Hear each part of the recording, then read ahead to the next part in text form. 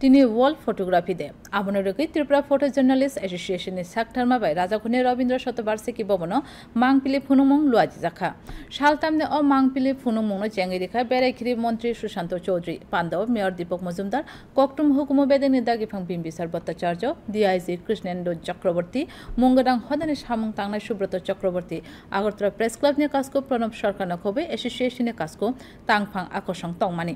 মন্ত্রী সুশান্ত চৌধুরী শাখা লুকুফান রায়দানি উলথাম থংলানো ফানকরা খ্লাইনাও photo journalist রকবো নাংকুকমানি সামুং তাঙै তঙ্गो ফুনুংমুঙ্गो খরক থামচি চার ফটো জার্নালিস্ট নি ফটো ফুনুক জাখা আগামী দিনে গণতন্ত্রকে চতুর্থ স্তম্ভকে শক্তিশালী করতে মানুষের যে অব্যক্ত ভাষা সেটাকে বাস্তবে সঠিকভাবে রূপ দিতে আপনাদের ভূমিকা সেটা আগামী দিনে এগিয়ে নিয়ে যেতে হবে, ঊর্ধ্বে তুলে ধরতে হবে এবং আপনারা আপনাদের লক্ষ্যে স্থিতিশীল থেকে আপনাদের নিরপেক্ষতা বজায় রেখে সেই কাজ করে যাবেন। বাস্তবটা মানুষের সামনে তুলে ধরার চেষ্টা করবেন। সরকারের ভালো কাজে যেমন প্রশংসা করবেন, যদি কোথাও আমাদের ত্রুটি থাকে গঠনমূলক সমালোচনার মাধ্যমে, ব্যক্তিগত আক্রমণ না করে, ব্যক্তিগত সমালোচনা না করে, যেটা করলে